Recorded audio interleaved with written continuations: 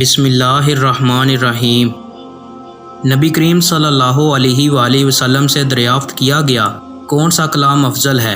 آپ صلی اللہ علیہ وآلہ وسلم نے فرمایا، جو اللہ نے اپنے فرشتوں کے لیے منتخب کیا، سبحان اللہ و بحمدہ۔ نبی کریم صلی اللہ علیہ وآلہ وسلم نے ارشاد فرمایا، دو سیاہ چیزوں سانپ اور بچھو کو قتل کر دو، خواہ تم نماز میں ہو۔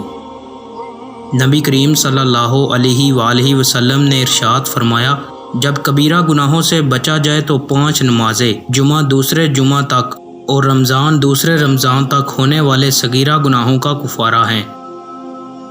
نبی کریم صلی اللہ علیہ وآلہ وسلم نے ارشاد فرمایا، میری امت میں ایسے برے لوگ پیدا ہو جائیں گے جو زناکاری، ریشم کا پہننا، شراب پینا اور گانے بجانے کو حلال بنا لیں گے۔